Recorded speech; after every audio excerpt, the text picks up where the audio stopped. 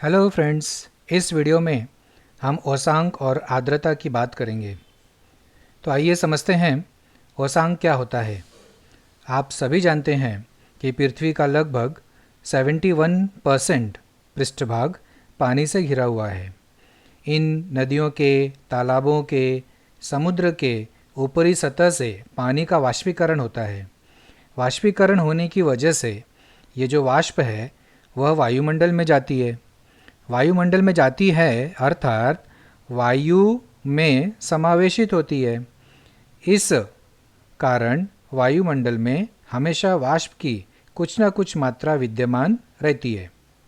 वायुमंडल में उपस्थित वाष्प की मात्रा की सहायता से दैनिक जलवायु का स्वरूप समझने में सहायता होती है।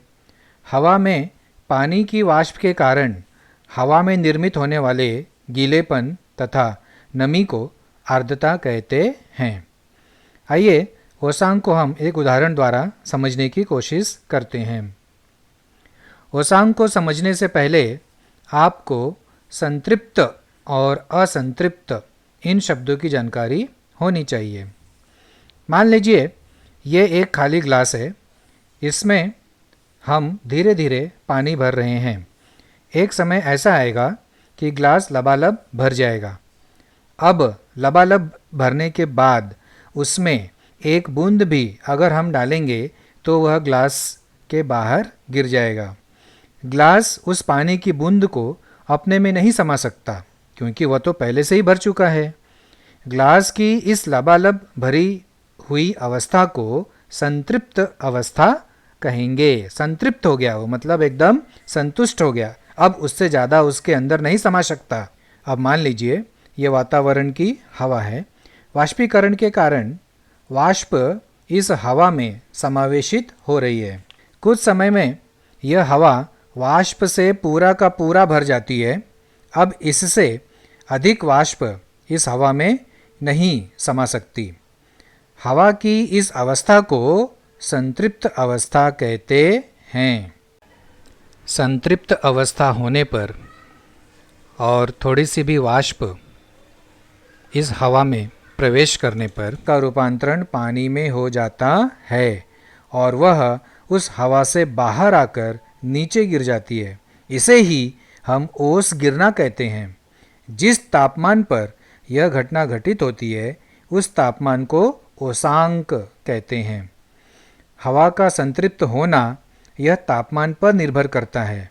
यदि तापमान कम है तो वाष्प को संतृप्त होने के लिए कम वाष्प की आवश्यकता होगी क्योंकि तापमान तो कम है ना। इसका मतलब वातावरण ठंडा है। वातावरण ठंडा है इसका मतलब हवा ठंडी है। हवा ठंडी है इसका मतलब उसके पहले से ही पानी के वाष्प की कुछ मात्रा है। इसलिए उस हवा को संतृप्त होने के लिए कम वाष्प की आवश्यकता पड़ेगी। यदि तापमान अधिक है, जैसे गर्मियों के मौसम में तापमान अधिक होता है, तो इस समय हवा शुष्क होती है, मतलब उसमें वाष्प की मात्रा बहुत ही कम रहती है। तो ऐसी हवा को संतृप्त होने के लिए अधिक वाष्प की आवश्यकता पड़ेगी। ओस गिरने का उदाहरण आपको पता है। ठंडियों के मौसम में जब हम सुबह सुबह उठते हैं और बाहर की घास को देखते हैं तो वह हमें गीली दिखाई पड़ती है। ऐसे ही पेड़ों पर की जो पत्तियां होती हैं उस पर पानी की बूंदें दिखाई पड़ती हैं। गाड़ी की कांच भी गीली दिखाई पड़ती है। तो ऐसे समय हम क्या कहते हैं बच्चों कि शायद रात को ओस गिरी है ना बच्चों? ऐसा ही कहते हैं ना। तो अब आपको पता चल गया होगा कि ये ओस गिरती क्यों है। ओके, इससे संबंधित एक और घटना आपको बताता हूँ। जब हम फ्रिज में से पानी की ठंडी बॉटल बाहर निकालते हैं तो हम देखते हैं कि उसकी बाहरी सतह पर पानी की बूंदें जमा हो जाती हैं। ऐसा क्यों होता है बच्चों? ऐसा इसलिए होता है कि उस ठंडी बॉटल के बाहरी सतह से जब वातावरण की हवा का संपर्क होता है तब उस हवा का तापमान कम हो जाता है, अर्थात वह हवा ठंडी हो जाती है। तो वह शीघ्र ही संतृप्त हो जाती है और उस हवा में उपस्थित अतिरिक्त वाष्प का रूपांतरण पानी की बूंदों में अर्थात संघनन की क्रिया होती है। इसीलिए फ्रिज में से निकाली गई बोतल की बाहरी सतह पर पानी की बूंदें दिखाई पड़ती हैं। बच्चों, हवा में पानी की वाष्प की मात्रा का मापन निरपेक्ष आर्द्रता एब्सोल्यूट ह्यूमिडिटी इस राशि की सहायता से किया जाता है। अब ये निरपेक्ष आर्द्रता क्या है? मान लीजिए कि ये मेरे पास कुछ हवा है जिसका आयतन 1 घन मीटर है और इस 1 घन मीटर हवा में 1 किलोग्राम पानी की वाष्प है। तो इस हवा की निरपेक्ष आर्द्रता इस सूत्र से प्राप्त करेंगे।